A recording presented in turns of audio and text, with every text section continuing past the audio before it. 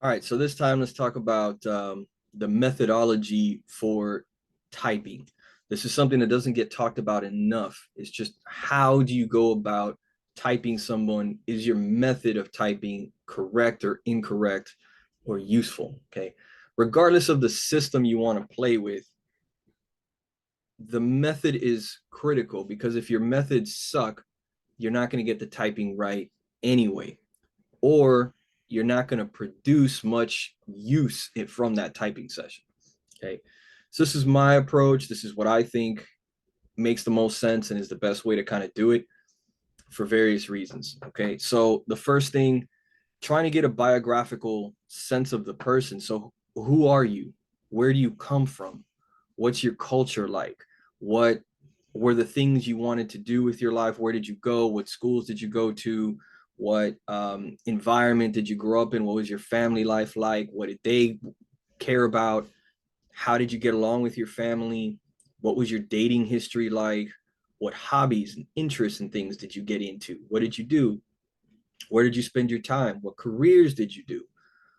All this kind of stuff that a person spends a lot of time in. This all matters big time, right? This helps you to now get that holistic 360-degree view of this person and what they're about and where they come from and how to put them in a certain context, right?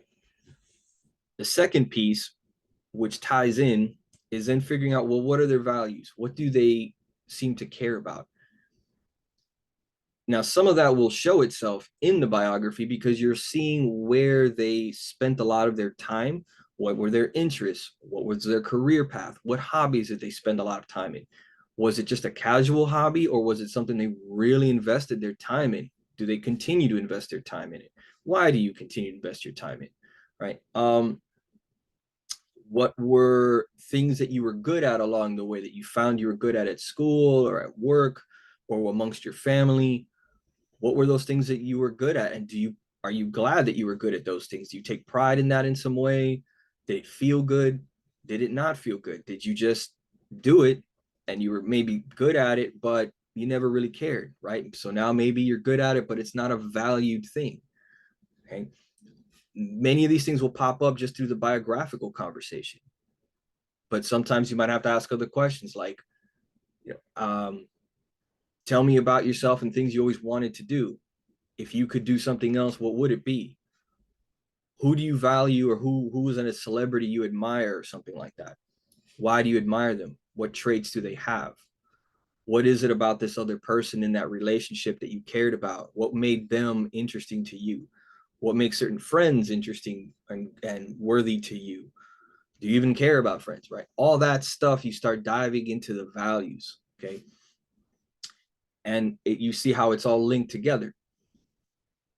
Along the way, you're getting to step three. You're isolating information elements.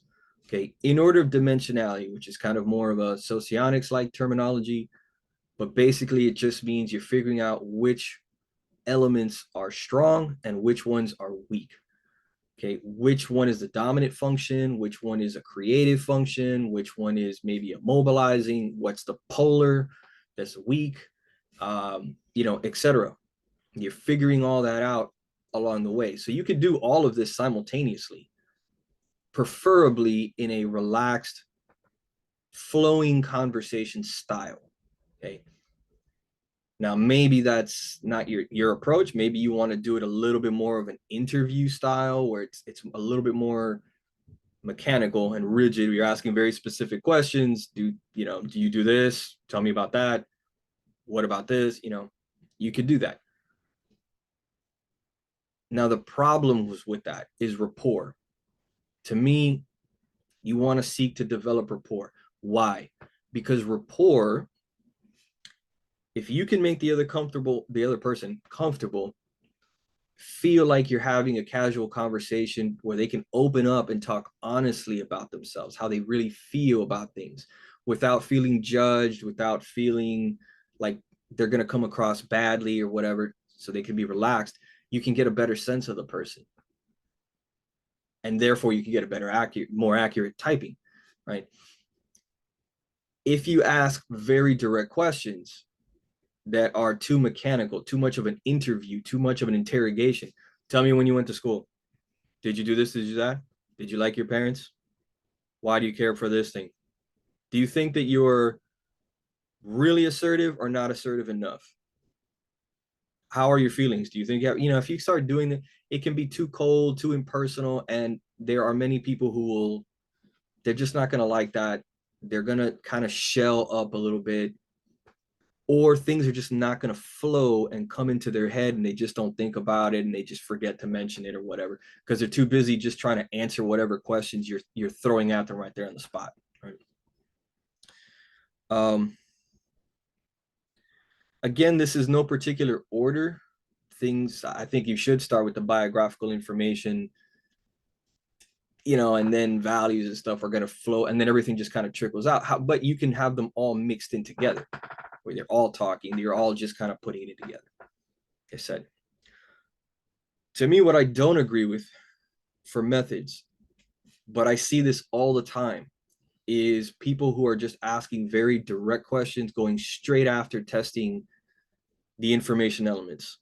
They want to test your SE. They want to test your creativity with NE. They want to test, let me test your NI, and they just start asking you specific questions. Tell me about your future, where you're going to go, and make up a story or something right now, or, fill in the gaps, whatever. Let me give you a TI logic question on the spot. This is not very helpful. Okay. Why? It destroys rapport. People are not going to feel comfortable. They feel like they're being tested. You're not getting any biographical sense of that. You're not bearing any mind to what's that person's mood or state of mind right now. Maybe they're not in the mood to answer your logical, bullshit question. Maybe they're not in the mood to start being all creative. You're not doing any of that, right? You're not uncovering their values, and you're not really getting, as I said, any biographical information. You may also be struggling to see dimensionality. How strong are these things? How valued or unvalued? You're not getting any of that. Okay. This is a very, very common problem that you see. And I think it's not helpful. When you uncover the person's value system, you dug into their biography, that person feels a lot better in that typing process. They feel like they were heard. They feel like they were seen for who they are. They get some sense of clarity or comfort that somebody was able to uncover their value system. Somebody was able to, remind them or help them get, again, more security that, yes, this is who I am. Yes, these are my values. Especially with a little bit of pressure. You ask some questions where you a little bit of pressure to really uncover, what do you value or not value? This is what you really, are you sure you really care about this thing, or are you just telling me what I want to hear, right? People are going to appreciate this a lot more. It almost starts to feel a little bit like a therapy session than it does just some cold typing thing. This is what makes the difference between having good typing session with a person that is trying to type you versus taking some online little quiz with bullshit test questions and so on that, again, just try to get after certain information elements. There's a reason why you take those online little quizzes and you get shitty scores, because a lot of times it's not doing a good job of taking in the biographical information, putting things in context, and really uncovering what you value all that much. It's just trying to sort of see which elements you're playing with or not playing with much. It doesn't go very far. Okay. So this is important stuff to really consider. Let me know what you think of it. Let me know what some of your stories are. I'm sure there's many, many people out there who have all kinds of opinions on typing sessions that they've had with different people, and they have different points of view on which sessions felt useful, like they'd actually went somewhere, you got something out of it, and which ones were shit, which ones you felt were just, kind of a waste of time. So very important, what your specific system you like to play with is doesn't matter as much as this right here, the method in which you go to try to type somebody. Regardless of what system you have, if you can figure out the biography, what do they value, you can really start to see what are the things they're good at and not good at, and you're going to get a really good sense of which functions they're good at, which elements they're good at. It'll just kind of fall out on its own.